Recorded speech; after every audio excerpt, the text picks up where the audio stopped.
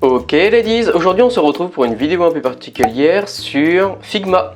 Aujourd'hui ils ont mis à jour et j'aimerais en parler et en discuter avec vous. Aujourd'hui je vous propose quelques outils qui peuvent vous aider dans la création de vos interfaces. Et on se retrouve tout de suite.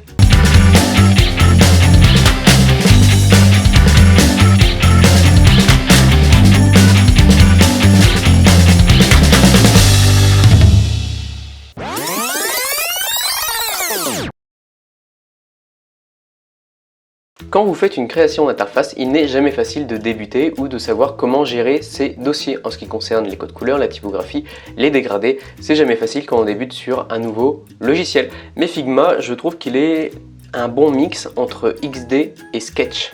Pour moi, c'est l'entre-deux. Et aujourd'hui, je vais essayer de vous proposer quelques outils qui vont vous permettre, des outils que moi j'utilise ou que je vais réinstaller pour optimiser mon temps. Et c'est ce qu'on va voir aujourd'hui. Pour débuter, vous avez par exemple l'outil Stark. C'est une centrale complète pour tout ce qui concerne l'accessibilité. Il comprend la vérification du contraste et des simulateurs de vision. Et il vous permet également de réorganiser vos séquences dans l'ordre de mise au point. Il affiche également le rapport de contraste pour les deux objets que vous sélectionnez. Alternativement, vous pouvez également utiliser contraste si besoin. Il n'est jamais facile d'avoir le bon logo en ce qui concerne les partenariats. En général, quand vous faites la création d'une interface, vous allez avoir par exemple des sponsors ou alors pourquoi pas des partenariats que vous allez devoir mettre sur votre site. C'est-à-dire vous allez devoir retrouver le bon logo. Aujourd'hui, je vous propose BrandTech qui va vous permettre justement de retrouver les bons logos déjà existants et qui sont en SVG ou soit en PNG. Des fois, dans la création de nos interfaces, on a besoin généralement de faire de la réalisation de visuels graphiques. C'est pourquoi je vous propose l'outil Chart. Vous pouvez facilement créer divers objets graphiques en utilisant des données réelles ou aléatoires. Le plugin prend en charge le copier-coller à partir d'Excel ou de feuilles de Google. L'intégration des graphiques est assez simple. Un autre plugin, j'utilise très régulièrement le plugin Content Wheel, qui est vachement utile en ce qui concerne par exemple la mise en place de contenu, que ce soit des photos, des noms, des adresses ou que ce soit des avatars. Il est très utilisé, je l'ai déjà installé en plus. Avec cet outil, vous pouvez concevoir des mises en page rapidement et facilement en utilisant des chaînes de texte, des images, des icônes ou même des avatars. Il est très utilisé et moi je l'utilise assez régulièrement dans la conception de mes interfaces. Il est très simple d'utilisation. Au fait, n'oubliez pas votre café. C'est quoi, c'est un poussin? Peut-être. Il est bon le poussin. J'utilise souvent Color CC pour mes palettes de couleurs. Mais vous avez un outil qui est très utilisé aussi sous Figma qui est Color Palette. Il est assez simple. Vous pouvez choisir parmi une vaste bibliothèque de palettes ou rechercher un code couleur, un nom ou un numéro spécifique à appliquer à votre conception. Et c'est pareil en ce qui concerne les dégradés. Vous avez UI Gradient qui est très sympa à utiliser pour les dégradés. Vous n'avez pas forcément besoin de créer ou de faire votre dégradé, vous avez déjà une bibliothèque mise à disposition, vous pouvez en tirer profit. Pour les personnes qui aiment bien avoir des visuels comme des mock-ups sur leur interface, je vous propose Mockups Studio que j'ai déjà installé. Quand vous faites une réalisation interface, il faut que la présentation soit claire et concise en ce qui concerne l'utilisateur. L'outil vous permet justement d'avoir des mock-ups mis à disposition que vous allez pouvoir réutiliser.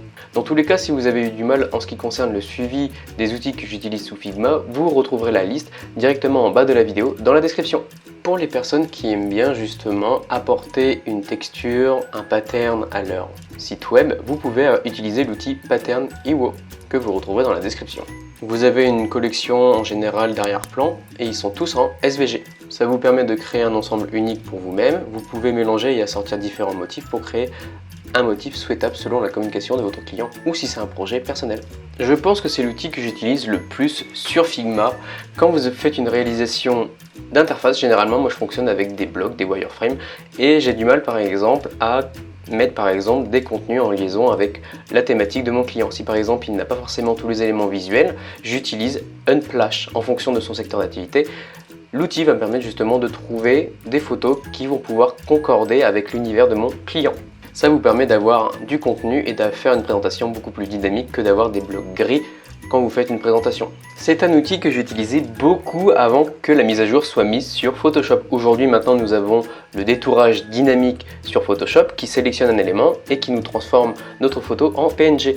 Mais avant cela, avant que ce soit mis sur Photoshop, moi j'utilisais Remove et je trouvais que l'outil et l'API qui était mis à disposition sur internet, Remove, on faisait un glisser coller sur un drag and drop, c'était assez simple justement d'avoir un visuel en PNG pour le réutiliser pour le web. Et aujourd'hui, il y a une mise à jour, Remove, on peut le réutiliser directement sur Figma, ce qui fait gagner du temps. Et vous allez avoir vos photos directement détourées en PNG que vous allez pouvoir réutiliser. Et c'est un gain de temps énorme. J'adore cet outil. Franchement, moi ça me fait gagner du temps, mais c'est extraordinaire. Mais vraiment.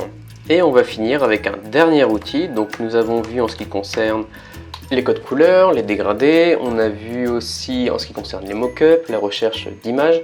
Je reviendrai sur des outils comme Iconify pour vos icônes. Et là on a vu par exemple pour le détourage assez rapidement sur Figma avec WeMove. En ce qui concerne la typographie, vous pouvez utiliser FontScroll qui est très intéressant. Vous allez mettre justement la taille de votre texte et en fait il va vous proposer une sélection harmonieuse en ce qui concerne vos H1 pour le texte, vos H2 et en ce qui concerne la cohérence et la lisibilité pour votre utilisateur, ça vous permet justement d'avoir quelque chose de beaucoup plus cohérent que si vous le faites vous-même.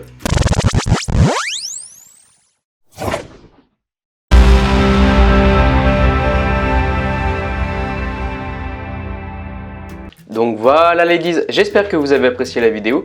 N'hésitez pas à vous abonner à la chaîne YouTube, ça fait toujours plaisir. À laisser un message en bas de la vidéo dans la description.